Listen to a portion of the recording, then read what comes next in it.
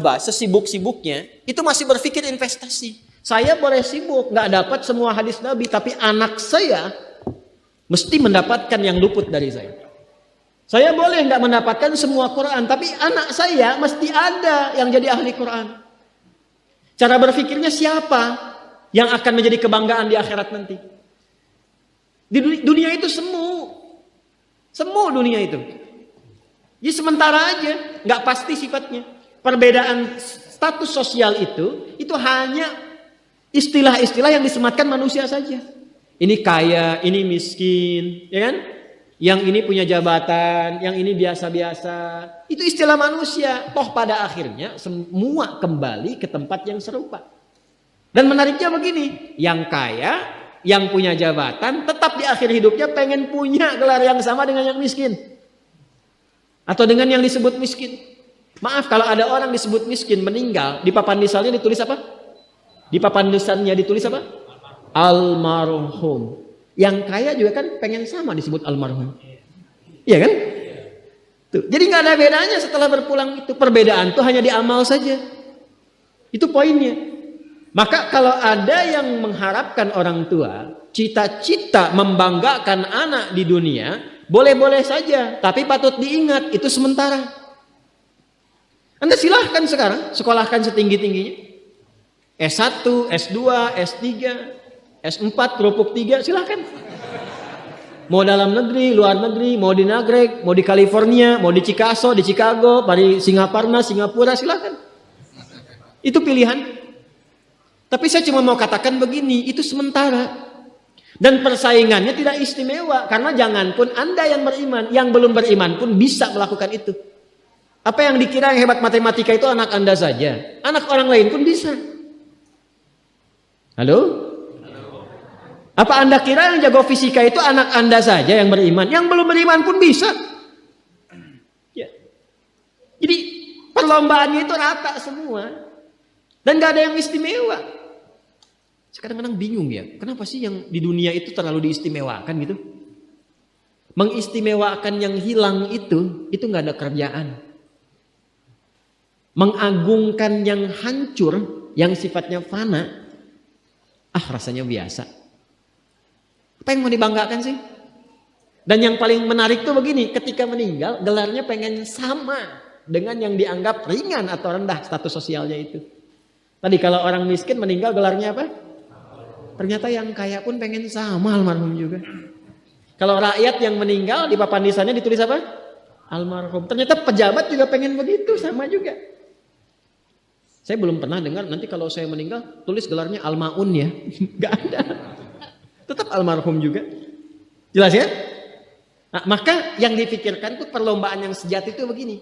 Perlombaan yang sejati itu adalah perlombaan untuk kehidupan yang abadi yang gak fana lagi. Jadi kalau pada saat itu unggul selamanya karena gak ada kematian lagi setelah itu. Itu yang dimaksudkan hadis Nabi. Kalaulah ada dunia ini punya nilai walaupun itu hanya bagian dari satu sayap nyamuk saja, ya, tentu tidak akan pernah Allah memberikan itu semua kepada orang-orang yang ingkar kepadanya. Ya. Karena kalau diberikan nggak adil di situ. Ya. Karena itu sifatnya fana, ujian saja, pada akhirnya kembali. Nah, Abbas itu mampu membaca itu. Ini kehidupan sejak di zaman jahiliyah loh. Awas ya. Jadi risalah Islam itu membimbing pengikutnya, umatnya untuk berpikir lebih cerdas, visioner. Makanya jadi muslim itu mesti cerdas. Beriman itu membuat Anda lebih pintar. Saya tanya begini ya, maaf ya. Sekali lagi mohon maafkan saya kalau perumpamaan ini kurang menyenangkan. Kalau ada yang abadi dengan yang sementara, Anda pilih yang mana? Masa? Sholat itu untuk yang abadi atau yang sementara? Abadi. Baik. Mobil itu untuk yang abadi atau yang sementara? Pilih yang abadi apa sementara?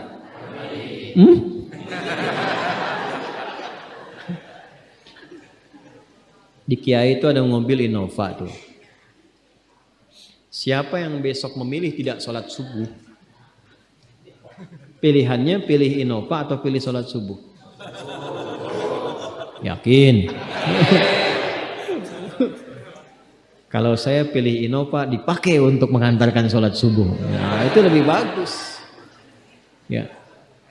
Jangan dipotong sampai situ ya. Ya bisa aja kita pilih Avanza, bisa pilih Ferrari, bisa pilih Pajero ya. Awas yang punya mobil Innova, Anda potong, royalti kena. Paham? Abbas itu begitu. Anak saya mesti dipanggil di akhirat dan semua penduduk langit dan bumi menyimak itu semua. Diviralkannya di akhirat. Viral dunia itu sementara, internetnya diputus gak viral lagi. Kadang-kadang yang viral kemarin kan sekarang gak ada lagi, ya kan? Yang viral tahun lalu sekarang sudah gak ada, ya kan? Jadi belum selesai kehidupan sudah hilang juga viralnya. Akhirat itu selamanya. Dan biasanya begini, kalau orang-orang yang diviralkan oleh Allah atas kehendak Allah itu abadi melintasi setiap masa. Jadi ada yang viral karena berita, ada yang viral karena doa dan kehendak Allah Subhanahu wa taala. Itu yang diviralkan langsung atas kehendak Allah itu melampaui zamannya. Makanya kisah ini pun bertahan sampai sekarang. Nah, Abbas itu berpikir, saya boleh sekarang jadi pebisnis pedagang, tapi anak saya mesti menguasai apapun yang pernah diajarkan oleh Nabi. Maka anak kecil ini sejak dini mengikuti Nabi. Sejak dini lekat dengan Nabi. Maka ketika Nabi tidur pun itu ikut berkunjung karena keluarganya. Nah, inilah yang didapatkan oleh kita hadis tentang bangun tidur. Jadi hadis tentang bangun tidur itu diriwayatkan oleh anak kecil yang umurnya belum genap balik. Main-main ke rumah Rasulullah, ke rumah bibinya Sayyidah Maimunah, ingin tahu bagaimana cara bangun malamnya Nabi. Itu diikutin sampai dilihat gimana bangunnya. Duduk dulu, kata beliau duduk dulu. Kemudian mengusap dengan bagian tangan yang diduga bersih untuk menghilangkan bekas ngantuknya. Setelah itu membaca khawatimah surah Ali Imran. Kemudian thumma dhahaba ila syanin mu'allaqah, ke tempat tertutup, fatawadda, itu kan? Nah, itu ada semua rangkaiannya, itu ditemukan nanti di hadis riwayat Abu Daud, di Sunan Abu Daud. Nomor hadis 1367. Itu hadis tentang bangun tidur, ya, cara bangun tidur sampai sholat malam. Masih ingat teman-teman kalau kita bermakmum begini dan ada imam satu dan sudah pasti satu imam? Ya kan? Makmum berapa? Satu boleh? Boleh. Dua boleh? Tiga boleh? Empat boleh? Jadi imam berapa? Makmum? Empat. Laki-laki imam makmum? Imam, baik, bagus ya. Nah, dan imam kan laki-laki. Kalau perempuan imam untuk perempuan kan? Laki-laki untuk perempuan dan untuk laki-laki. Fokus ini. Kalau satu begini, satu laki-laki, kemudian di belakang laki-laki.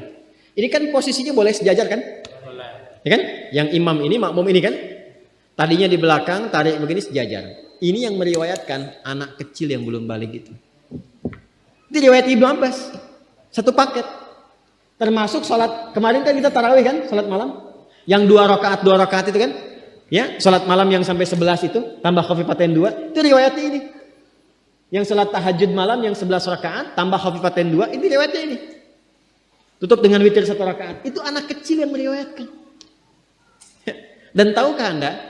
Sepeninggal Nabi SAW, Abbas bapaknya ini hafal 200 hadis, anaknya Abdullah hafal 2000 hadis. Begitu caranya. Anda di sini ada yang diplomat, yang di kantor, yang taruhlah berdagang misalnya, ibu rumah tangga, ya, dan sebagainya. Boleh, nggak apa-apa. Saat ini kita mungkin belum maksimal, tapi jangan biarkan ada satu di antara anak keluarga kita yang tidak jadi kebanggaan di akhirat. Tolong ya, tolong pulang dari sini dilihat. Anak Allah titipkan kepada saya berapa anak. Tolong siapkan jadi kebanggaan akhirat.